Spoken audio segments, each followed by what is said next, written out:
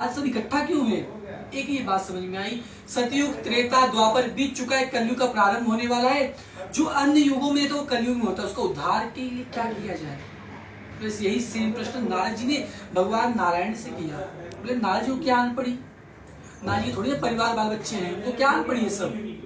बोले एक बार नारद जी घूमते घूमते इस मृत्यु लोक पे आ गए। यहाँ पर देखिए सब दुखी। कैसे दुखी?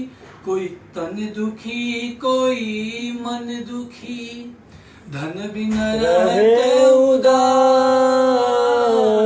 थोड़ा थोड़ा सब दुखी, सुखी राम के दास सावरे, सब दुखी हैं, सुखी राम के दास। धन बिन रहत उदास, कोई पैसे के लिए दुखी है। अच्छा सुखी कौन है? जो परमात्मा से जुड़ा है, जो इनकी काया कल्प में छाव में रह के बढ़ रहा है ना, वो ज्यादा सुखी है। देखिए किसी की छाव अगर सर पे हो ना, जिसम वो जल्दी आगे बढ़ जाता है। अगर सपोर्ट जिसम कहते हैं सपोर्ट, यदि आपके जीवन में परमात्मा रूपी सपोर्ट रहेंगे ना, आप जल्द से जल्द आगे बढ़ जाओ। कोई माइकल लाल आपको रोक नहीं पाएगा। कहा गया ना, जाके राखो साइया, मार सके ना कोई, बाल विवाह का कर न सके, जो जग बैरी। संसार एक तरफ हो जाए और आप एक तरफ हो जाए और परमात्मा आपके साथ हो, तो उसकी बात ही अलग होती है। तो सूत जी ने बताया कि नारद जी घूमते घूमते इस मृत्यु लोक पे आ गए। देखिए सब दुखी, तन से, मन से, धन से। सुखी तो परमात्मा वही है जो परमात्मा का भजन कीर्तन भगवान को याद करता है। तब नारद जी बड़े चिंतित हो गए, चिंता हो गई। आगे चिंता और चिंतन में काफी फर्क है। चिंता मतलब सोचना किसी चीज के बारे में, और चिंतन मतलब परमात्मा के बारे में सोचना। कहा है चिंता से चतुराई घटे, दुख से घटे शरीर, पाप किए लक्ष्मी घटे, कह गए दास कबीर। पाप किए लक्ष्मी घटे, कह गए दास कबीर। तो नारी यहाँ पर चिंता है किस चीज के? संसार का उद्धार कैसे होगा? तो नारद जी कहा गया जो चिंता हो ना, तो किसके पास जाना चाहिए? अपने गुरु के यहाँ, पुरोहित के यहाँ, अपने माता पिता के यहाँ, अपने मित्र के यहाँ, और कोई ना हो तो परमात्मा के यहाँ। तो नारद जी कहा है परमात्मा के पास। एक बार कर तल कर बीड़ा, गावत हरि गुण परम प्रवीणा, क्षीर सिंधु गवने मुनि नाथा, जहाँ बस श्री निवास श्रुति गाता। नारद जी भगवान के पास गए, ऐसा सर झुका के बैठ गए। तो भगवान ने पूछा क्या बात है नारद जी, आज आप चिंतित लग रहे हो, चिंता है कुछ? तो उन्हें बताया प्रभु जहां पर गया तो वहां पर सब चिंता ही रहती है। बोले कहाँ चले? बोले मृत्यु लोके जना सर्व नाना कलेश समन्विता, नाना योनि संतुम्ना किस्मानस फल में। हर व्यक्ति यहाँ अपने कर्मों का ही फल तो भोग रहा है। निज कृत कर्म भोग सब भ्राता, कोहु न को सुख दुख कर दाता। हर व्यक्ति अपने ही कर्मों का फल भोग रहा है। कोई दूसरा कोई आके नहीं बोलेगा कि भैया आग लगा दूंगा, ऐसा कुछ नहीं। वो अपने ही कर्मों का फल भोग रहा है। अगर आप ज्यादा सुखी हो तो आपके जीवन में सत्कर्म है, इसलिए आप सुखी हो। आज वो दुखी है, उसके जीवन दुष्कर्म, इसलिए वो दुखी है। यही कारण था। तो नारद जी पूछे भगवान क्या बात है नारद जी? मृत्यु लोके जना सर्व नाना कलेश समन्विता। बोले तब? बोले क्या देखा आपने? बोले कहाँ से बताओ प्रभु, पर संसार ही डगमगा गया आपकी। कुछ तो बताइए। तो उन्होंने बताया अरे देख तेरे संसार की हालत, क्या हो गई भगवान, कितना बदल गया इंसान, कितना बदल गया इंसान। देख तेरे संसार की हालत, क्या हो गई भगवान, कितना बदल गया इंसान, कितना बदल गया इंसान। सूरज न बदला, चांद न बदला, ना बदला रे आसमान, कितना बदल गया इंसान, कितना बदल गया इंसान। और कुछ देखे तूने बताया। बोले माता पिता कलयुग में क्या हाल रहेगा, जो कलयुग के माँ बाप रहेंगे वो कैसे रहेंगे? तूने बताया अरे माते पिता बालक न पढ़ावे, उदर भरे सोई वृत्ति सिखावे।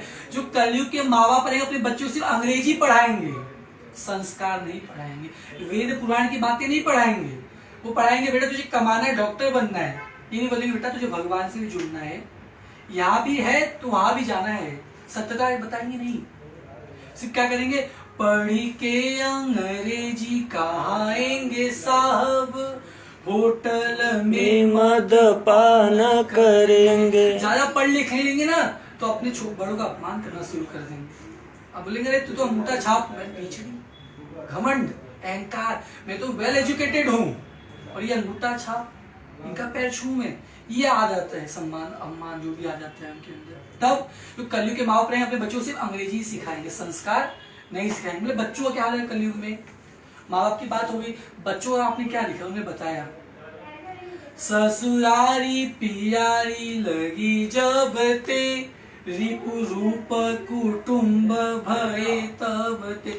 जब तक बेटे की शादी नहीं हुई बेटा आपका है, जिस दिन शादी हो गई उस दिन ससुराल वाले का हो जाता है। ये माया पकड़ लेती है। बोले और तूने बताया और क्या आपने देखा, बोले गुरु लोग का क्या हाल रहेगा, समाज को दिखाने, मार्गदर्शक का क्या हाल रहेगा, तूने बताया जाकर नख सीख जटा विशाला, सुई प्रसिद्ध तापस कलिका। जिसके नाखून दाढ़ी बड़े बड़े रहेंगे, आंख में सुरमा काजल लगाते हैं, वही फेमस रहेंगे ज्यादा। देख लीजिए टीवी खोलिए, आपको 100 बाबा तो बैठे ही मिलेंगे, सब प्रवचन देते रहेंगे। पता नहीं उनका ब्राह्मण है क्षत्रिय क्या पता नहीं, लेकिन सब कथावाचक बन गए हैं। कथा करने का तरीका सिर्फ ब्राह्मण को ही कहा गया है। आज हर व्यक्ति कथाकार बन गया है। ये बात गलत है, कथा सिर्फ ब्राह्मण को ही कहनी चाहिए। खोलिए इसको, आइए।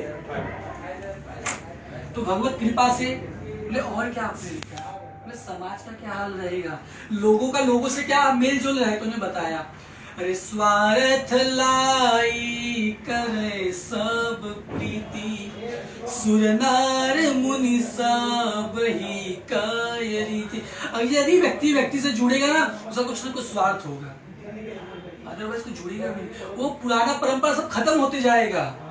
बोले और बोले सब भगवान से दूर होते जाएंगे, परमात्मा के लोगों के पास समय नहीं रहेगा। सबके लिए समय रहेगा, खाने के समय, सोने के समय रहेगा, घूमने का समय रहेगा, परमात्मा के लिए समय ही नहीं रहेगा। ये देखा उन्होंने कलयुग में। बोले और उन्हें बताया एक चीज का, सब अपने पद से भ्रष्ट होकर। तो नारद जी ने पूछा उपाय में ये तो जाना कृपया कथ्य प्रभु, प्रभु कोई उपाय, कोई पूजा, कोई पाठ, कोई व्रत, कोई तपस्या बताइए जिससे लोग आपसे जुड़े रहें। और छोटा पूजा बताइए, ज्यादा बड़ा मत बताइए, लोग कर नहीं पाएंगे क्योंकि समय ही तो नहीं कलयुग में लोगों के पास। तो भगवत कृपा से भगवान ने कहा नारद जी से, प्रभु तव स्नेहानि मया विप्र, ये ब्राह्मण, ये ऋषि, आपको स्नेह को देखकर एक पूजा बता रहा हूँ, एक पाठ बता रहा हूँ, एक तपस्या बता रहा हूँ। उसका नाम क्या है, सत्य नारायण व्रत कथा। कहा भगवान ने कहा मुझे प्राप्त करने के लिए 4 रास्ते हैं, मुझ तक पहुंचने के लिए 4 सीढ़ियां बताई गई है। पहला क्या, सत्य बोलना शुरू कर दीजिए, भगवान कहते मैं मिल जाऊंगा। लेकिन आज के समय सत्य बोलना इतना भी संभव नहीं है। 2 रुपया सामान 10 रुपये बोलते तब जाके 8 रुपये बिकता है, सत्य भी हो नहीं पाए। कहा गया सत्य न दूसर धर्म समाना, सत्य के समान उसका कोई धर्म भी नहीं है। आप भगवान कहते हैं एक संपदा दुनिया की एक जगह रख दीजिए और सत्य को एक जगह रख दीजिए, डगमगा सकता लेकिन हारेगा नहीं कभी सत्य, तो सत्य हो नहीं पाएगा। तो बोले भगवान के नाम का जप कीजिए, नारायण नारायण जप कीजिए। तो भक्त कहता प्रभु ये भी नहीं हो पाएगा, कौन 24 घंटे आपका जप करेगा, किसके पास इतना समय, परिवार छोड़ दूं, तो ये भी नहीं हो पाएगा। बोले तब व्रत रखिए। इस कथा में सबसे महत्वपूर्ण व्रत का बताया गया विधान, जितना हो सके उतना कम से कम 12 घंटा व्रत रहना चाहिए। इसमें कम से कम 12 घंटा आपको व्रत रखना चाहिए, इस कथा का विधान है। बोले तो व्रत रखिए। तो भक्त ने कहा व्रत भी नहीं हो पाएगा। बोले क्यों, बोले काम पे या तो चक्कर आ गिर पड़ा तब हॉस्पिटल में लोगों को पूजा पाठ सब भुला जाएगा। बोले व्रत भी नहीं हो पाया। बोले कथा सुनिए। बोले प्रभु कथा भी नहीं हो पाए। बोले क्यों, बोले कथा में 3-4 घंटा लगता है, कथा में रीढ़ की हड्डी सीधी होनी चाहिए, अच्छे से बैठना होता है, सुशासन होकर बैठना होता है, मन भगवान की ओर, ऑफिस फैक्ट्री की ओर नहीं भागना चाहिए, सिर्फ भगवान की ओर भागना चाहिए। बोले ये भी नहीं हो पाए। बोले तब भगवान ने एक ऑप्शन बताया। बोले क्या, अरे भाव कुभाव अनखयालसहु नाम जपत मंगल दी दसो। आप गुस्से में रहो, चाहे आप सोते रहो, चाहे आप खाते रहो, बस एक क्षण भगवान का नाम ले लीजिए। देखिए आप प्रेम से, हाँ थोड़ा ध्यान लगा के लेना चाहिए। 1 ही मिनट दीजिए, लेकिन अच्छे से दीजिए। कहा गया, अरे थोड़ा ध्यान लगा, बाबा दौड़े दौड़े आएंगे। थोड़ा ध्यान लगा, बाबा दौड़े दौड़े आएंगे। अखिया मन की खोल, अजी अखिया मन की खोल, बाबा दर्शन तुझे दिखाएंगे। अखिया मन की खोल, बाबा दर्शन तुझे दिखाएंगे। थोड़ा ध्यान लगा, बाबा दौड़े दौड़े आएंगे। सिर्फ ध्यान ही लगता, बाकी सब लग जाता है परमात्मा के लिए। ध्यान ही लगाना बड़ा मुश्किल होता है। तो भगवान ने कहा ये 4 रास्ते, इसमें आप कोई भी पकड़ लीजिए, कोई एक पकड़ लीजिए। मैं व्रत रहना शुरू कर दीजिए, नाम जपना शुरू कर दीजिए, या कथा ही सुनना शुरू कर दीजिए, मैं आपको कल्याण कर दूंगा। आपकी मैं रक्षा ऐसे करूंगा जिस प्रकार एक माँ अपने बच्चे की रक्षा करती है। जिमी बालक राखई महतारी, जिस प्रकार एक माँ अपने छोटे से बच्चे की रक्षा करती है ना, उस प्रकार मैं आपकी रक्षा करूंगा। क्या आपको घट रहा है, क्या आपको बढ़ रहा है, सब देखूंगा, लेकिन ध्यान तो लगाओ, जो लगता ही नहीं है। मुश्किल का काम बड़ी मुश्किल से होता है। ठीक, तो भगवान से नारद जी ने पूछा, भगवान से नारद जी ने पूछा ये पूजा कब करना चाहिए, इस पूजा करने से कुछ फायदा भी होगा कि सब ऐसे ही टाइम पास। तो भगवान ने कहा इस पूजन को करने से 7 प्रकार के फायदे होते हैं। 7 बताइए कौन कौन से। उन्हें बताया, दुख शोकादि समनम। दुख मतलब क्या होता है भैया? तकलीफ हुई से। दुख मतलब जो हमारे शरीर के अंदर होता है, जैसे बीमारी हो गई, टीबी, हैजा, मलेरिया रोग इत्यादि, इसका नाम है दुख। तो मतलब पूजा करने में दुख नहीं होगा? होगा। छोटी मोटी बीमारी जैसे सर्दी खांसी, बड़ा बीमारी नहीं, कैंसर वगैरह नहीं होगा इस पूजन के प्रभाव से। उसके बाद दुख शोका, शोक मतलब क्या होता है भैया? तो शोक मतलब टेंशन, ऐसा लिखते हैं शोक सभा, मतलब अकाल मृत्यु नहीं हुई आपके घर में। मरना तो सबको एक संसार से जाना है, लेकिन आकस्मिक घटना अगर हो जाए तब कितना दुख होता है इस संसार में। लोगों को जा रहे थे, ट्रेन से कट के मर गए, हाथ पैर कट गया, एकदम जा था अचानक से गाड़ी के नीचे आ गए। ऐसी मौत नहीं होगी आपकी, मरोगे लेकिन परिवार के बीच में। देखो हम मरने से बड़ा डरते कि या कोई बोले मैं मर जाऊंगा, डरते लोग, अरे मर जाऊंगा। हमारे ऋषि मुनि मौत मांगते भगवान से, प्रभु अगर मैं मरूँ ना तो आपका दीदार होते रहे सामने, ऐसा वो मौत मांगते हैं। अरे इतना तो करना स्वामी, जब प्राण तन से निकले। इतना तो करना स्वामी, जब प्राण तन से निकले। गोविंद नाम लेकर, माधव का नाम लेकर, तब प्राण तन से निकले। इतना तो करना बाबा, जब प्राण तन से निकले। जो मौत का जो संबंध होता है पुण्य के हिसाब से होता है। अगर हम गंगा में मरे उसके लिए पुण्य भी तो उतना होना चाहिए। पर भक्त क्या कहते हैं परमात्मा से, अरे गंगा का गंगा तट हो, यमुना का बंसी बट हो।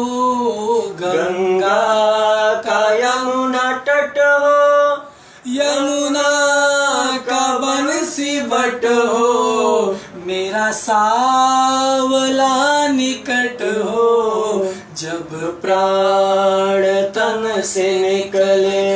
मेरा सावला निकट हो, जब प्राण तन से निकले।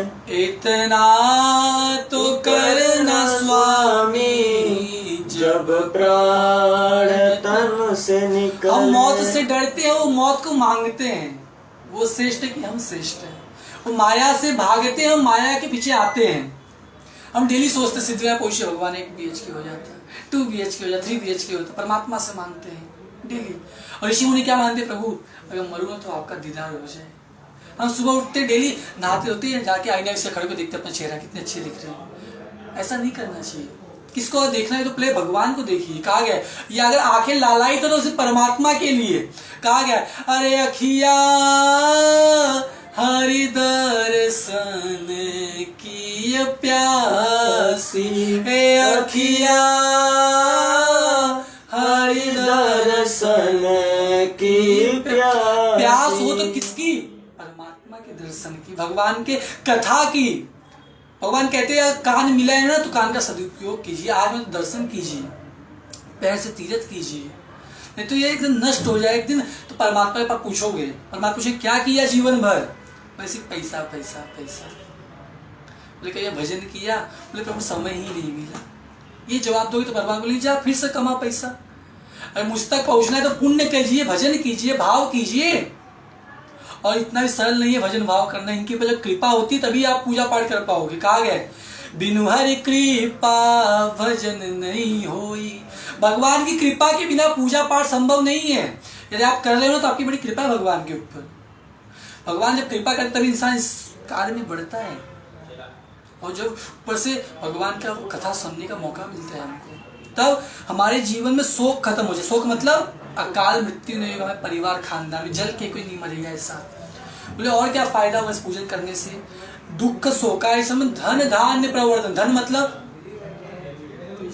रुपया पैसा सोना चांदी आपके घर में दिन दुना बढ़ते ही रहेगा। लेकिन परमात्मा हर काम स्लो होता है, तुरंत नहीं आपको दे देंगे। तुरंत दे तो आप संभाल नहीं पाएंगे, आपके अंदर अहंकार आ जाएगा। आओ आइए ले ले फोटो तो लेना तुम लोग। उधर दीपक को बोलो लगा वो रहेगा तो किधर डस्टर लेके डस्टर